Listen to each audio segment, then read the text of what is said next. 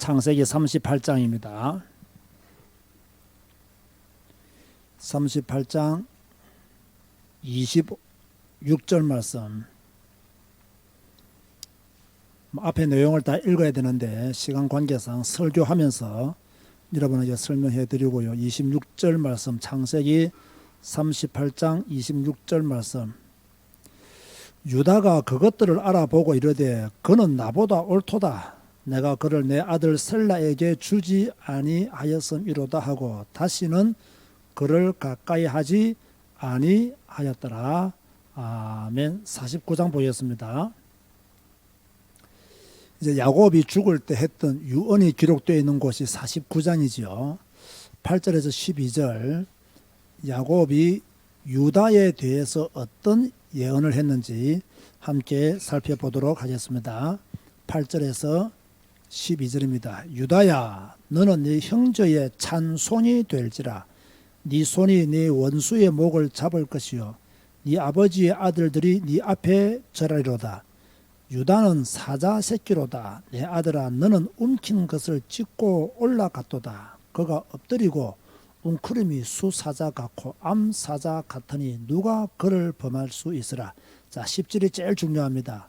규가 유다를 떠나지 아니하며 통치자의 지팡이가 그 발 사이에서 떠나지 아니하기를 실로가 오시기까지 이르리니 그에게 모든 백성이 복종하리로다.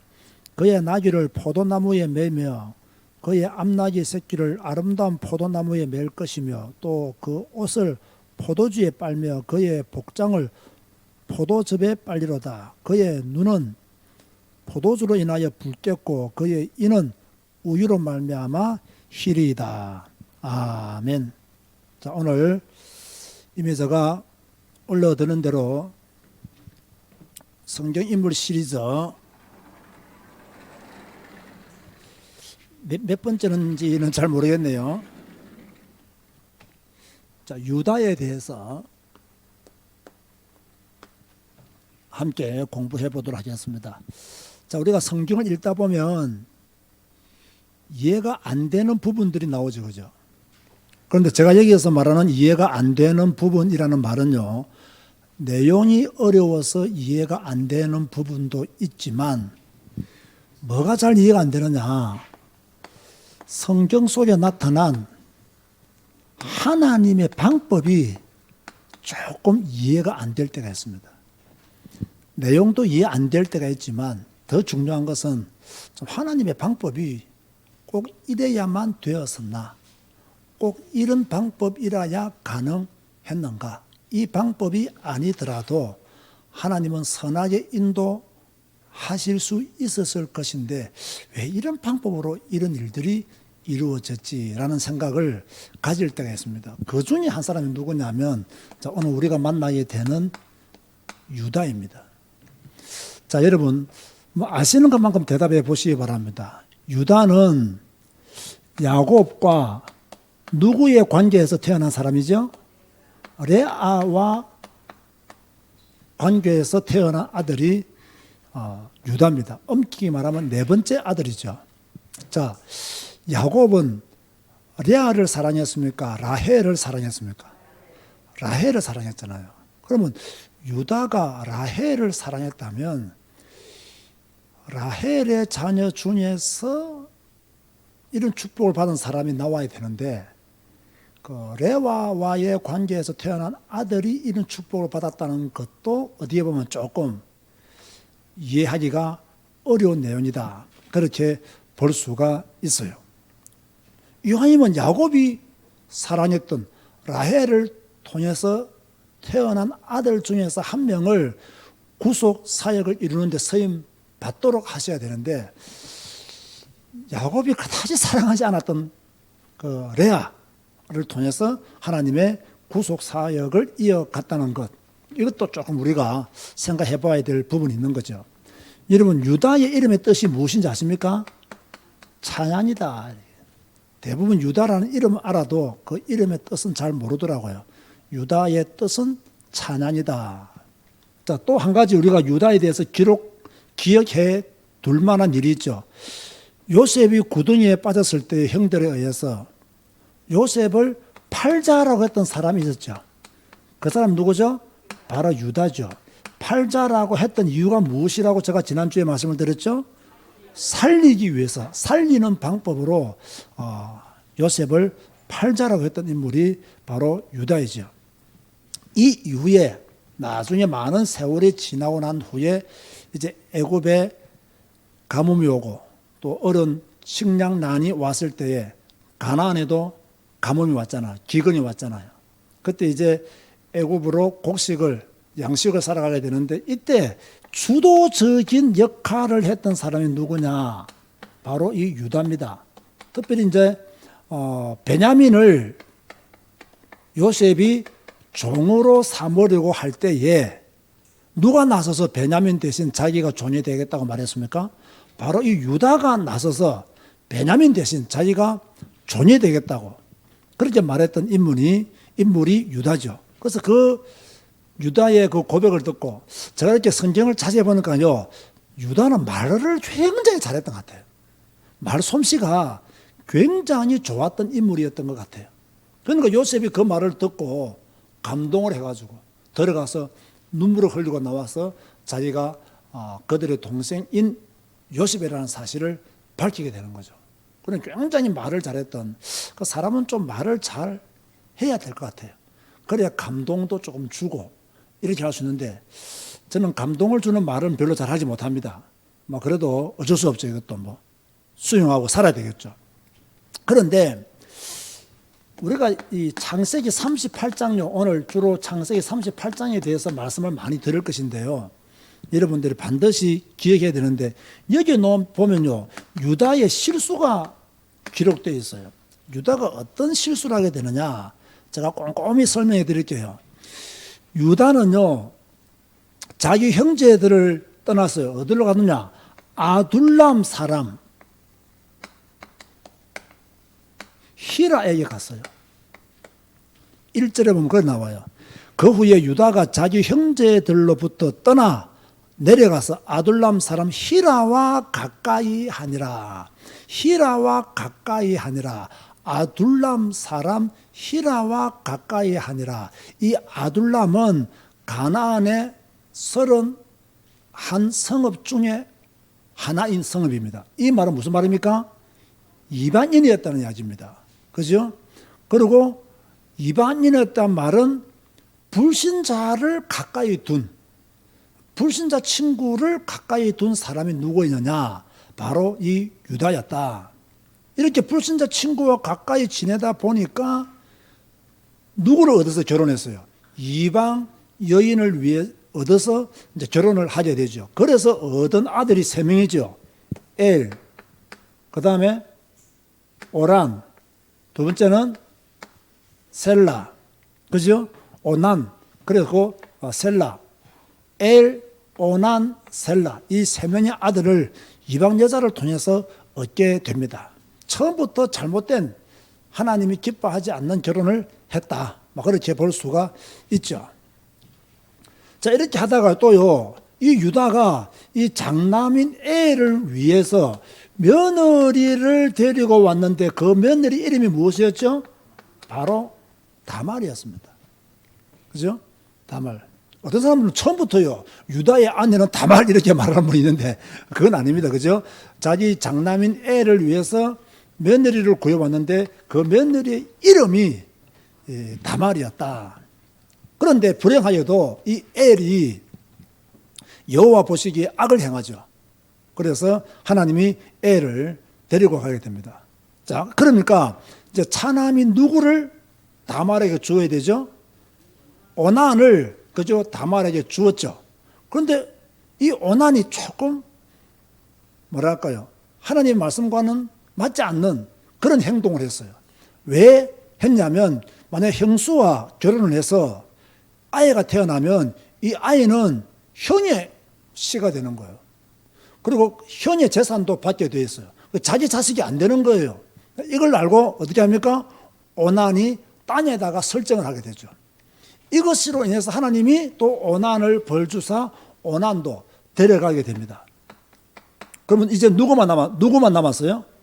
바로 막내 셀라만 남았어요.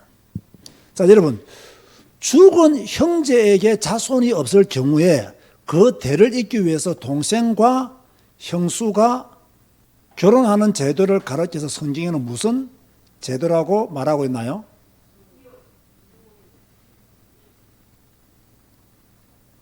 무슨 결혼이라고 제가 몇 년 전에 가르쳤죠? 계대 결혼이라고 하죠. 계대 결혼. 잘 잊어버렸습니다. 그래야 또 한번 강조할 맛이 나죠. 형이 자녀를 낳지 못하고 죽었을 경우에는 그 동생이, 그죠? 그 형수와 함께 이렇게 살게 되는데 이런 제도를 두어서 계대 결혼이라 그렇게 말을 한다고 제가 이미 오래전에 말씀을 정했죠. 하나님이 정해놓은 거예요, 이것도요. 그럼 이제 남은 것은 이제 누구밖에 없어요? 이제 셀라밖에 없는 거예요, 셀라. 자, 그런데 이제 유다가 딱 생각하기를 다말과 결혼해서 엘도 죽고 오난도 죽고, 자, 분명히 성경은 그들의 죄 때문에 죽었다 했어요. 그들의 죄 때문에 죽었다 했는데 유다는 틀리게 생각했어요. 누구 때문에 죽었다고 생각했을까요? 내가 며느리를 잘못 얻어서 이런 결과가 왔다라고 생각한 거예요. 자, 지금도 우리나라에 이런 사람, 이런 시어머니, 시부모 있을 수 있겠죠, 그죠? 그죠? 사실 뭐 며느리가 무슨 잘못이 있어요? 누가 잘못된 거예요? 아들이 잘못된 거지. 근데 지금 제가 이런 말 하면 여러분들 이걸 알겠죠? 그런데 여러분이 돌아가면 누구 탓한다고요? 며느리 탓해요. 며느리가 잘못 들어와가지고, 며느리가 잘못해가지고, 우리 아들은 괜찮은데 며느리가 잘못해가지고, 이렇게 우리가 생각할 수가 있죠. 뭐 그러면 다 사정을 알 수가 없지만 일단 유다는 그렇게 생각했다는 거예요. 그래서 유다가 어떻게 합니까? 오난을, 저 애를, 일이 많으니까 헷갈리네. 셀라를 줍니까? 안 줍니까? 안 주죠. 그리고 집으로 돌아가 있으라고. 나중에 성장한 후에 보자고. 그렇게 말했지만 결국에는 주지 않습니다. 그죠? 주지 않아요.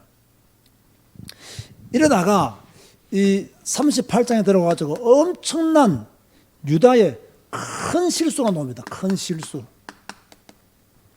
어떤 실수가 나오냐면요. 참 불행하게도 얼마 후에 이 유다의 아내도 죽었어요. 참 유다의 인생이 슬픈 인생이었어요. 큰아들 먼저 보내, 둘째 아들 먼저 보내.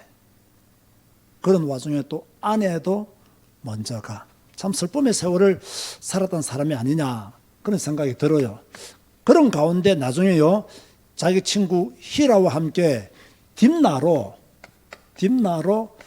양털을 깎으러 가게 되는데 이 소식을 누가 듣게 되느냐? 다말이 듣게 돼요. 아, 우리 시아버지가 딥나로 양털을 깎으러 가는구나. 그래서 다말이 과부의 옷을 벗고 너울로 얼굴을 딱 가린 채에 에나임 문 앞에 딱 기도로 있다가 마치 자기가 뭡니까? 창조인 것처럼 하고 시아버지를 유혹하게 되죠. 씨가 없으니까, 아들을 낳지 못했기 때문에. 다말이 이렇게 한 이유가 뭐냐? 셀라가 성장했음에도 불구하고 이 시아버지가 셀라를 주지 않았단 말이에요. 그래서 시아버지가 양털을 깎기 위해서 딥나로 온다는 소식을 듣고 자기가 과부의 옷을 벗고 너울을 쓰고 뭡니까? 그 문에서 시아버지를 유혹한 거예요. 이때 이 유다는 다말이 창녀인 줄 알았죠. 그래서 함께 동침하기를 원했단 말이에요. 동침하기를 원했는데 다말이 뭐랄까요? 담보물을 요구했죠. 무엇을 요구했습니까? 도장, 끈, 지팡이. 사실은요, 이 도장과 끈은 하나예요. 도장에다가 이 끈을 묶어서 이 목걸이처럼 옛날에 해가 다녔다더라고요. 근데 도장과 끈과 지팡이를 그렇게 담보물로 요구하게 된 거죠. 그런데 세월이 지난 후에 유다가 듣기를 이 다말이 뭐 했다는 소식을 들었어요? 임신을 했다 이랬어야 되는 거예요. 자, 구약에 이런 일이 발생하면 다말을 어떻게 하는 것이 처형 방법이었죠?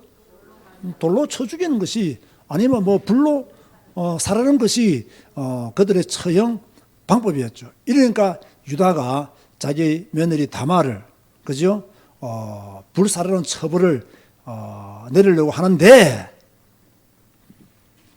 다말이 무엇을 딱 내놓았겠어요? 담보물을 딱 내놓은 거예요. 이게 누구 것인지는 누가 더 잘 알겠어요? 유다가 더 잘 알겠죠. 아, 내 것이구나. 이렇게 해서 이 유다와 다말과의 관계에서 태어난 아들이 우리가 잘 아는 베레스와 세라입니다. 이 베레스는 꼭 우리가 기억해야 될 인물 중에 한 명이에요. 자, 제가 오늘 서론에서 가끔 우리가 성경을 읽다 보면 성경이 잘 이해가 안 될 때가 있다. 내용이 어려워서 이해가 안 될 때도 있지만 그 하나님의 방법이 조금 우리가 이해하기에는 조금 힘든 부분이 있다. 바로 이런 부분을 두고 제가 이야기한 거예요. 꼭 이런 방법을 하나님이 사용했어야 되었는가?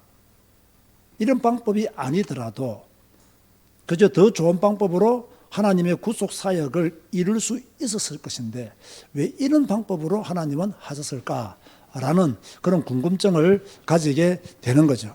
자, 이렇게 이해가 잘 안 될 때는 꼭 이해하려고 돌아다니지 말고 뭐 해라? 넘어가라. 하나님이 이렇게 하셨구나 하고 넘어가는 것이 옳다. 자, 그런데 제가 여기서 또 한 가지 여러분에게 알려드리고 싶은 것이 있다면요. 자, 창세기 37장부터 창세기 50장까지는 주로 누구에 대한 이야기예요? 요셉에 대한 얘기잖아요.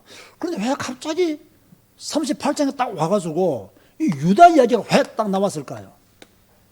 요셉하고는 관계없는 것은 아니지만 37장에서 50장까지는 주로 요셉에 관한 이야기들로 채워져 있는데 딱 유다에 대한 이야기가 이 38장에 딱 들어와 있어요.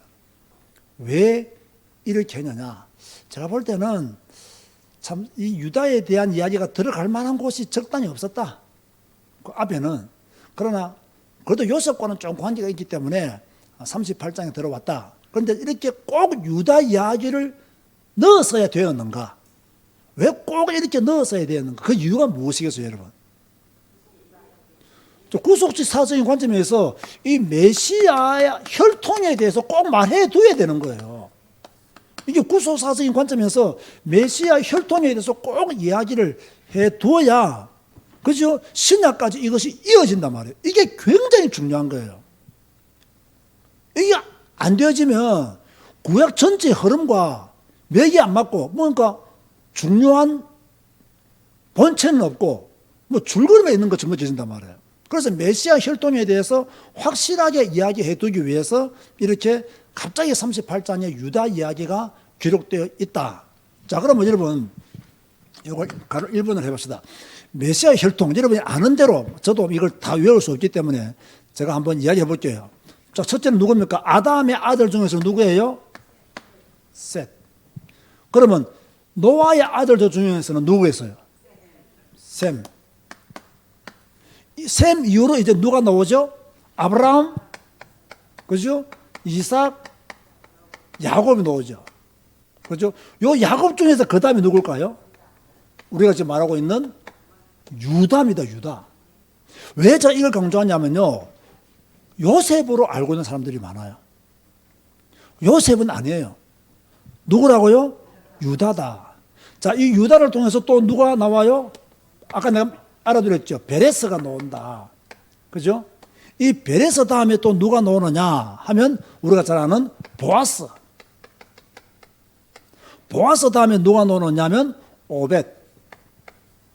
그 다음에 이세, 다윗, 그 다음에 요셉, 그 다음에 예수 그리스도. 이게 메시아 혈통이에요.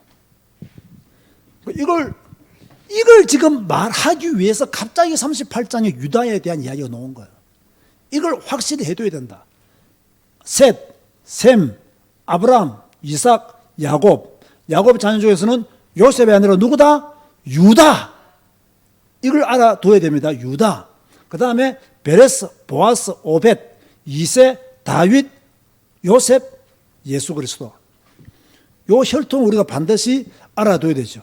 그래서 오늘 우리가 보았던 본문 중에서 야곱이 유언을 남기는 가운데 창세기 그죠 49장 10절 말씀이 제가 중요했잖아요. 10절 보니까 규가 유다를 떠나지 아니하며 통치자의 지팡이가 그 발 사이에서 떠나지 아니하기를 실로가 오시기까지 이르리니 그에게 모든 백성이 복종하리로다. 여기서 규가 유다를 떠나지 아니한다는 말씀은 왕권이 떠나지 아니한다는 말씀이에요. 왕권이 떠나지 아니한다.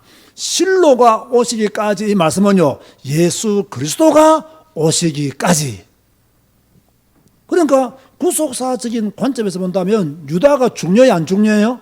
굉장히 중요해요. 제가 성경 인물 시리즈 하면서 지금까지 다루었던 인물들은 좀 굵직굵직한 인물들이잖아요. 우리가 알게도 반드시 배워야 될 인물이잖아요. 그런데 왜 이렇게 별로 안 중요한 것 같이 느껴지는데 유다가 왜 팍 튀어나오느냐? 이게 팍 안 튀어나오면 안 돼요. 이게 팍 안 튀어나오면 구약에 나와 있는 신약까지 연결되어 있는 구속사적인 것들이 풀려지지가 않아요. 그래서 여러분들이 생각하는 유다가 별것 아닌 것처럼 보이는 인물로 여겨지지만 실제로 구속사적인 관점에서 본다면, 혈통적인 관점에서 본다면 유다가 굉장히 중요한 사람이고 유다가 받은 복이 엄청 큰 복이에요. 우리는 요셉에만 굉장히 관심 하시잖아요. 그죠? 사실은 제가 볼 때는요, 요셉보다는 유다에 더 관점을 둬야 됩니다. 요셉은 혈통적으로 메시아와 별 관계없는 사람이에요. 혈통적으로 누가 더 관계 있는 사람이냐? 유다가 훨씬 더 관계 있는 사람이에요. 그 성경을 복음적인 관점에서 예수 그리스도 중심적인 관점에서 본다면 제가 볼 땐 그래요. 물론 요셉을 제가 비하하는 것은 아닙니다. 요셉보다는 그 유다에 대한 이야기가 더 분명하게 증거되어져야 된다. 그래야 메시아의 혈통을 분명하게 이해할 수 있고 우리가 그 은혜 속에서 자유할 수 있다. 요셉은 물론 꿈도 꾸고 애굽의 총리가 되고 형제들을 용서하고 받아들이고 큰 인물이었다. 그 정도는 좋아요. 그 정도는 좋아요. 그러나 우리가 지금 말하는 예수 그리스도, 복음의 핵심, 복음의 어떤 중요한 흐름은 바로 세대에서 셈으로, 야곱에서 유다로, 이 유다를 빠뜨리면 안 된다는 거예요. 그죠? 사실 앞으로는 베레스다, 보아스다, 오벳이다, 이세다, 다윗이다 다 공부해야 되는데 여기까지는 공부하려고 하면 너무 많은 시간이 걸려서 제가 어떻게 해야 될지는 조금 생각을 해보아야 되겠습니다만은, 그러나 저는 요 유다만큼은 꼭 강조를 해둬야 되겠다. 야곱의 아들들 중에서 총리인 요셉이 메시아 혈통으로 돌아온 자가 아니라 유다라는 사실을 꼭 기억해 주시기를 바라는 마음으로 유다가 이만큼 중요한 복음적 관점에서, 성경적 관점에서 위치에 있는 사람이라는 것을 여러분에게 강조하기 위해서 제가 지금 이렇게 설명을 하고 있는 것입니다. 이해가 되십니까? 이 정도만 이해하셔도 됩니다. 왜 오늘 제가 서론에 하나님의 방법이 잘 이해 안 된다 이렇게 말했냐면요, 우리가 지금 이어서요, 우리가 이쪽을 올리겠습니다. 마태복음 1장에 보면요, 이 5명의 여자 이름이 나오잖아요. 여러분 다 알죠? 첫 번째가 누구죠? 바로 이 다말이에요. 두 번째가 누구죠? 라합이에요. 세 번째가 누구죠? 룻이죠. 이방인 룻. 네 번째가요? 바세바, 우리의 아내. 다섯 번째가요? 마리아. 딱 한 보세요, 여러분. 하나님의 방법이 누구 외에는 다 흠이 많은 사람들이에요. 마리아 외에는요, 이 다말, 우리가 지금 배웠잖아요. 시아버지와 동침해서 아들을 낳은 이방 여인이에요. 자, 라합도 출신이 뭐예요? 기생이에요, 기생. 기생은 라합이에요. 룻도 모함 여인, 맞습니까? 이방인이에요. 바세바, 유부녀예요. 딱 온전한 사람은 마리아밖에 없어요. 마리아밖에. 참 하나님의 방법이 희한하다. 제가 다시 한 번 더 그렇게 생각을 해보는 거예요. 자, 그렇다면 하나님이 꼭 왜 이랬어야 되었을까? 하나님이 왜 이랬어야 되었을까? 저는 오히려요, 위로가 되고 소망이 생기더라고요. 너무 마리아 같은 여자만 다 기록되어 있으면 우리는 기죽어서 아무것도 못해요. 진짜 마리아 같은 여자만 쫙 마태복음 1장에 다 나오면요, 여러분들은 진짜 지구명이 다 들어가야 돼요. 그런데 비록 이방 여인이었지만, 비록 직업이 좀 이상했지만, 그죠?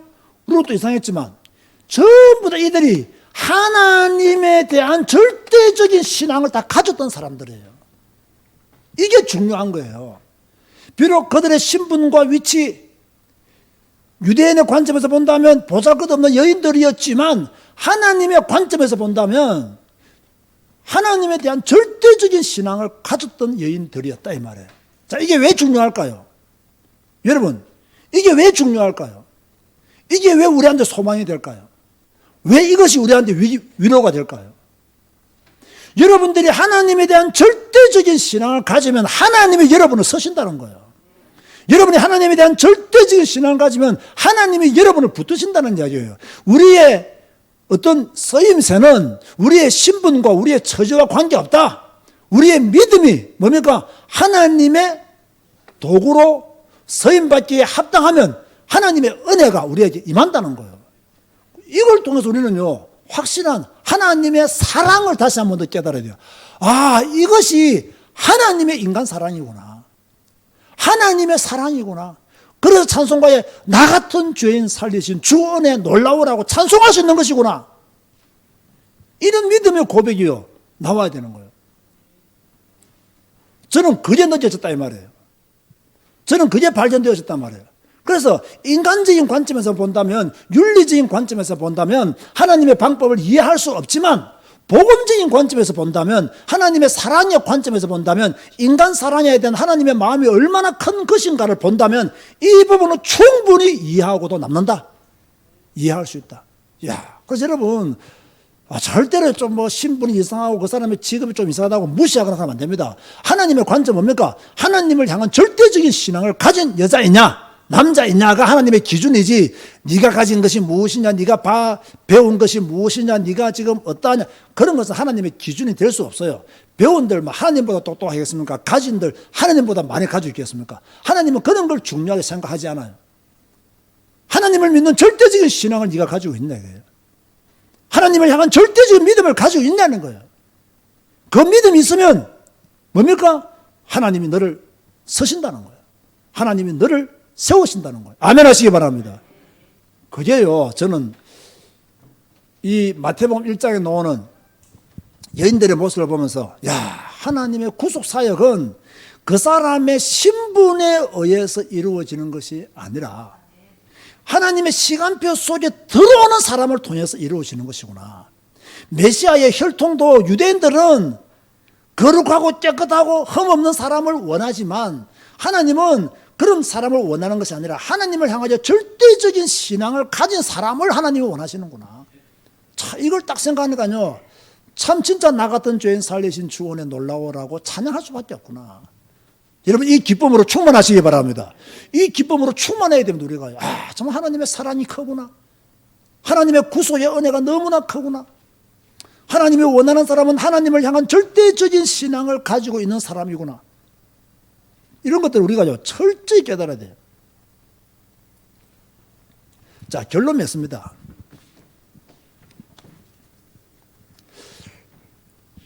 유다가 잘했던 것이 뭐냐? 유다가 잘했던 것. 교재다 있으니까 읽어드리겠습니다. 자, 요셉을 죽이려고 할 때에 살려 보내준 것. 양식을 구하러 갔을 때 주도적인 역할을 해서 베냐민을 대신하여 노예가 되겠다고 한 것.